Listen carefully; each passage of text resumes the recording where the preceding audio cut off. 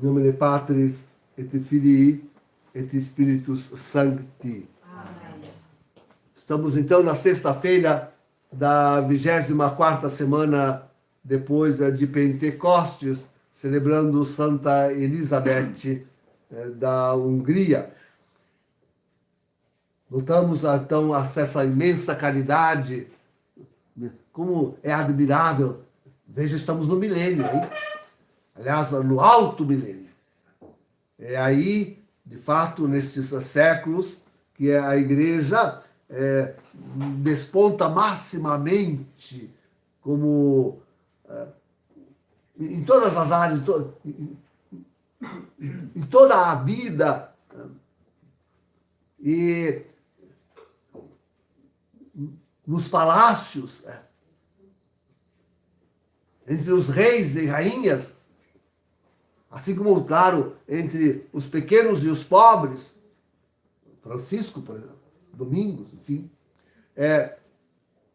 desponta a mais elevada santidade em todos os aspectos da vida cristã mesmo. Se aqui nós temos o apogeu da vida cristã nestes séculos. Alguém ainda ousa chamar essa Idade Média de obscurantista e de Idade das Trevas? Idade das Trevas e as mais densas, como jamais vista, vive o homem hoje. Vive o homem hoje. O homem que já não só mais se perpetra, mas verdadeiramente está executando aquele crime de lesa divindade e de lesa humanidade de que tantas vezes tratamos aqui. E essa imensa maioria de homens que não enxergam, não veem o que está acontecendo. Vivem na mais densa treva. Eu fico estarrecido quando penso que, falando agora, ontem um sacerdote que mostrava uma assembleia de 300 sacerdotes, bispos, diáconos, enfim, expressam ainda a esperança de que, indo-se mergulho, morrendo mergulho, venha um Papa legítimo e bom. Então, eles não conseguem entender de jeito nenhum que nós vivemos a mais tenebrosa, o mais tenebroso momento da história da Igreja e da humanidade. Onde não só a caridade, mas realmente todos os aspectos da vida cristã desapareceram.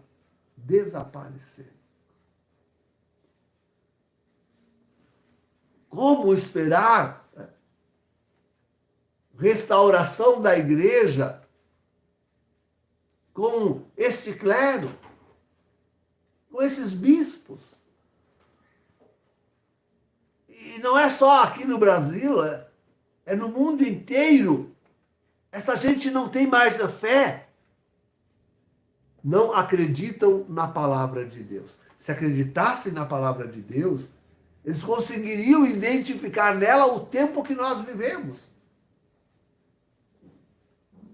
Conseguiriam entender que nós vivemos, como disse Jesus no Evangelho de hoje, nós vivemos o fim do mundo.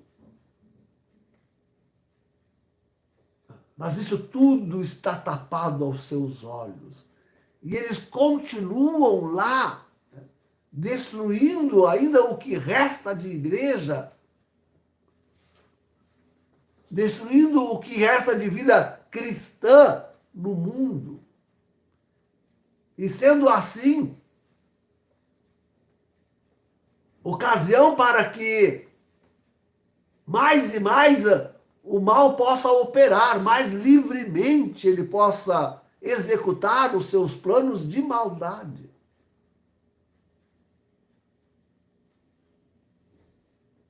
Caríssimos, isto é muito importante.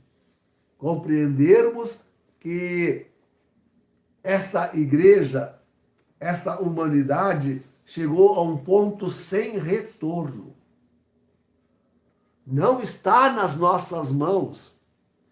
Não está mais nas nossas mãos reverter a situação em que se encontra nem a igreja, nem o mundo.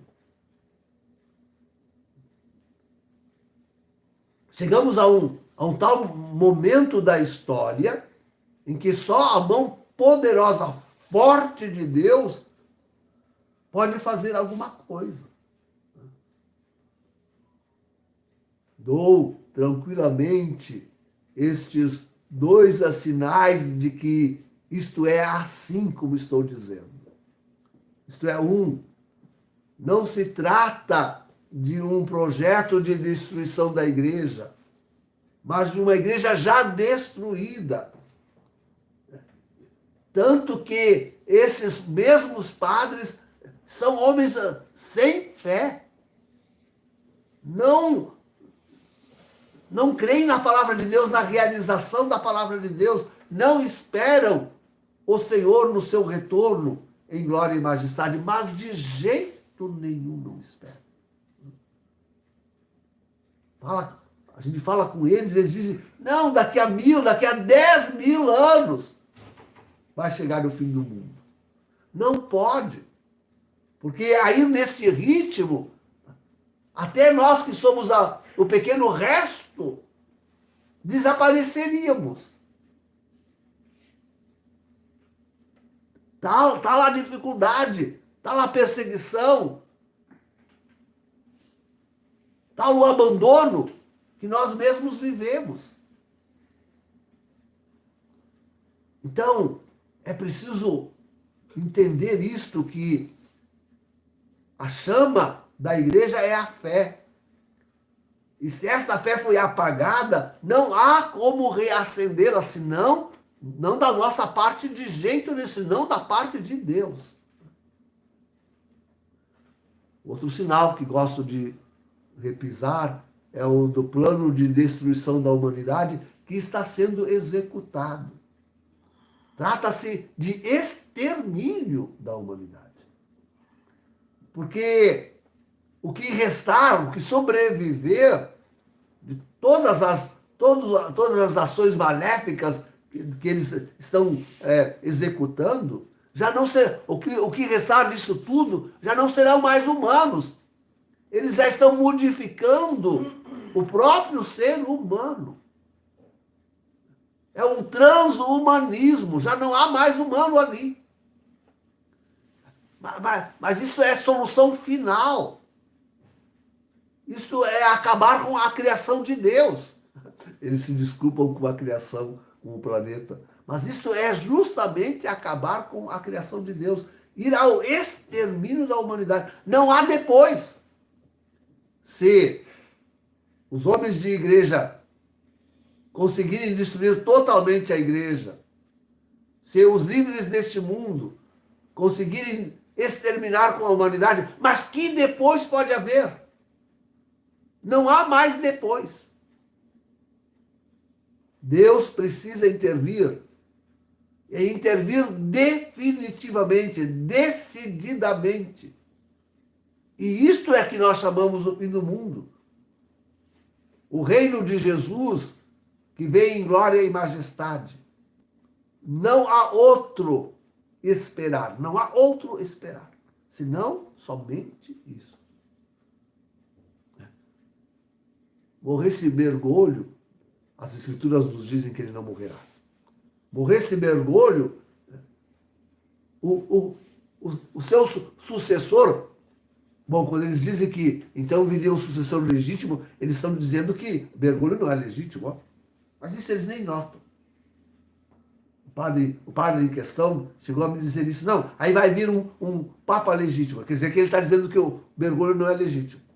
E que mesmo assim eles continuam com o antipapa. Mesmo assim, eles continuam com o antipapa. Portanto, fora da igreja.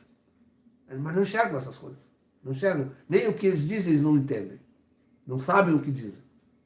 Mas, enfim, se viesse um outro depois de Bergoglio, seria pior do que ele.